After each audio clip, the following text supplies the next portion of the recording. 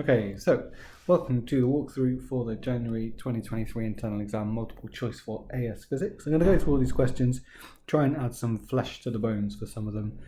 Some of them could be done really quickly, but I'll try and add in as much detail as needed so you really understand what's happening for each one. So for this first one, question 6, we need to know our SI fundamental base units. So we've got meters for length, seconds for time, kilograms for mass. We've got amps for current. We've got mole for amount of stuff. We've got Kelvin for temperature, and then we've got the one that we don't need, candela. So looking down these, for the first one, newtons, so that's a no. For the second one, no, that's quite good. Coulombs, that's not one of them, and joules, that's not one of them. So it's going to have to be B for that first one. And I'll do my best to shade in the lozenge, because that's how you're going to get the marks in your real exam. Scalar quantities, you have to know a selection of scalars and vectors. So scalars are things with quantities in physics that are just magnitude, and then vectors are quantities in physics with magnitude and direction.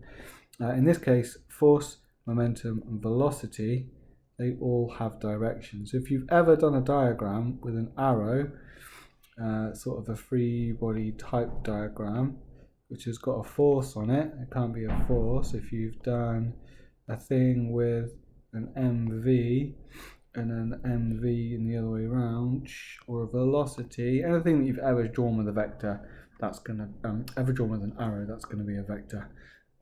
So scalars, you never draw with an arrow. Energy, all kinds of energy are scalars. This one gets slightly more tricky mathematically, and I've got my calculator with me, but I haven't got one on the screen, but hopefully that's okay. Now, I've also got a cold, I apologise. So with this one, we know that in order to balance that beam, I've got a force, well, let's keep it in line with the kind of symbols that we want to use. Let's say that there's a vertical component of the tension. If we think about, I'm going to go with a bit of green. Whoop, whoop, whoop. If we think about that as like one of those Z angles or alternate angles, I mix that angle in there 35 degrees. I know that in order to balance 23.5 multiplied by, let's say, D over 2, let's say that this length here is D, because we don't get any information about the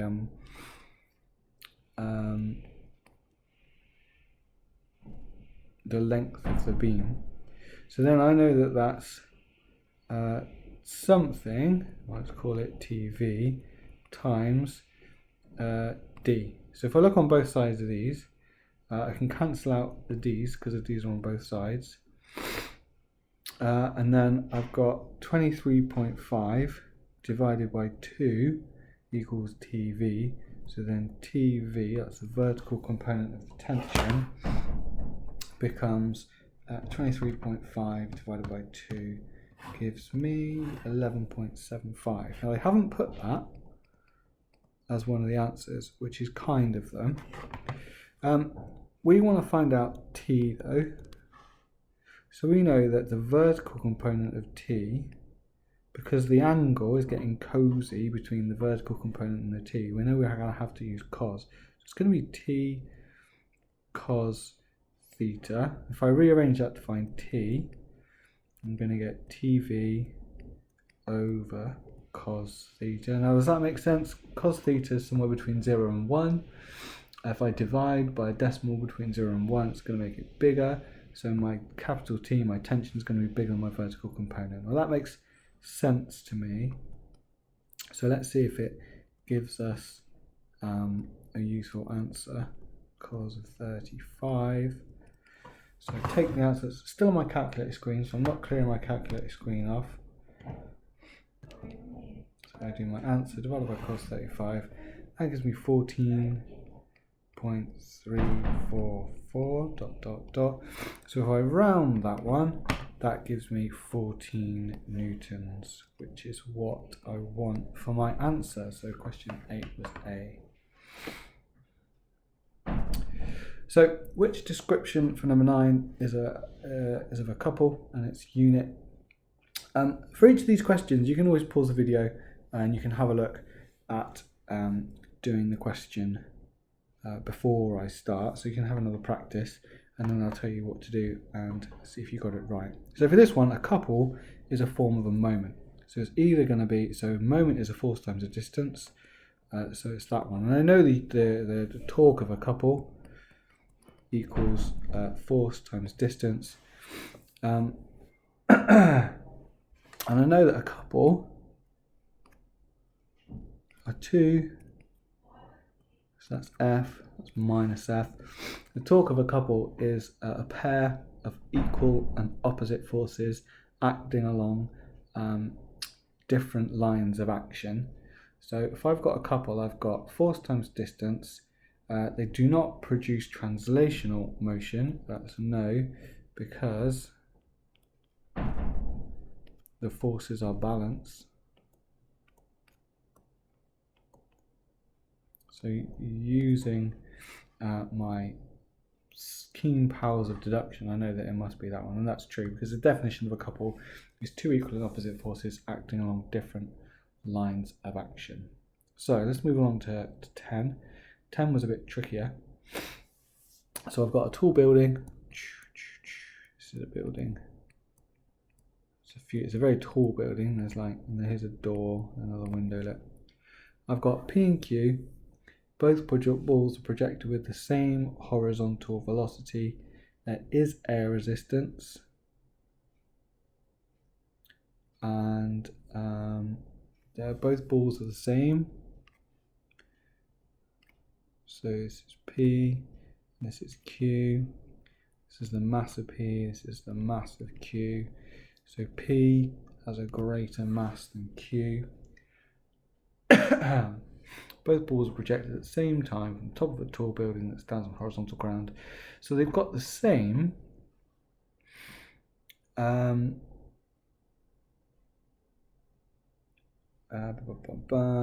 got the same diameter. That means that air resistance at any given time is the same. But what they don't have is the same weight. So the weight of P is going to be bigger than the weight of Q.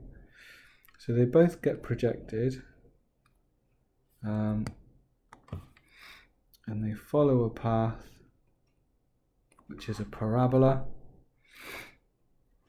and then they've got a distance. Let's call that dp.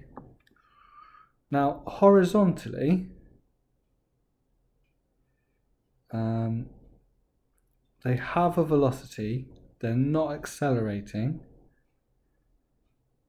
They've both got the same, so horizontal, let's treat these separately because we should treat a horizontal and vertical separately. So our horizontal is no acceleration. No acceleration to the right in our case, in the direction they're going, no speeding up. And then the resistive forces are the same. All right? So the resistive forces are the same. So in terms of how far they go horizontally,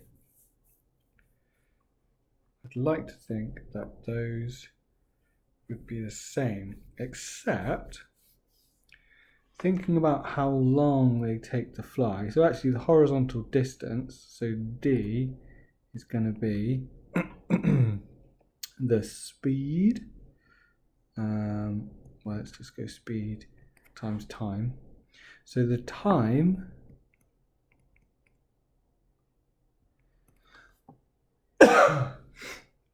is proportionally to the distance. So we have a downwards acceleration, and the resistive forces start the same, but the one with the bigger weight, P, has a larger, because it takes more force to balance the weight, it goes faster before the air resistance increases enough to balance the weight. So P has a larger terminal velocity. So there, the time for P to fall is going to be less than the time for Q to fall. So TP is less than TQ. So it's either that one or that one. And then in terms of the horizontal motion, we know that D is proportional to the time, right? Because they're not accelerating to terminal velocity.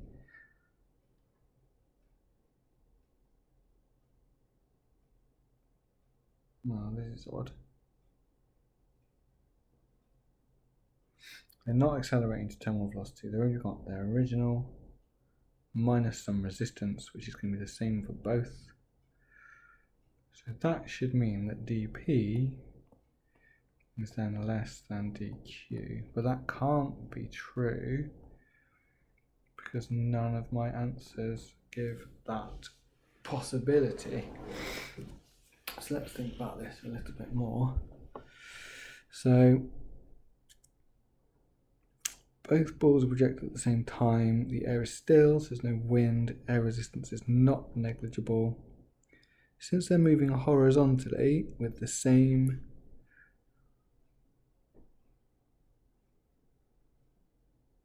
velocity and they have the same diameter, that means the air resistance is the same for both. So they should slow down by the same amount horizontally, except the time of flight of P is less than Q.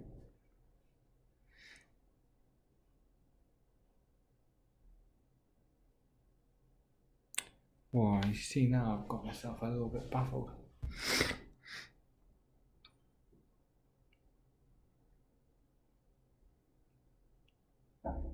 Everything's the same except for the time of flight.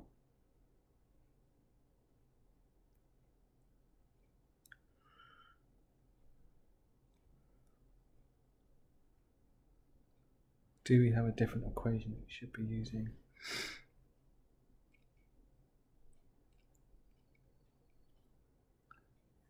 The answer to this one is that. And I did figure this out the other day. I might have to come back to that one.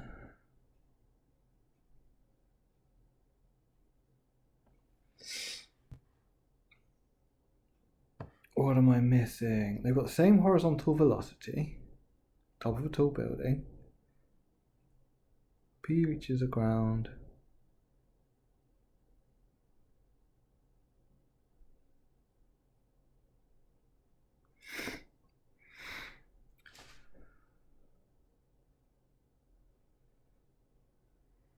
P reaches the ground faster than Q.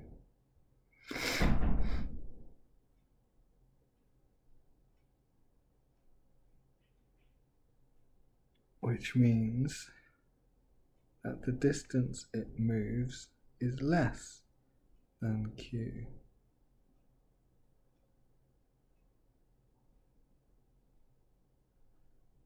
If they've got the same horizontal resistance, which they should.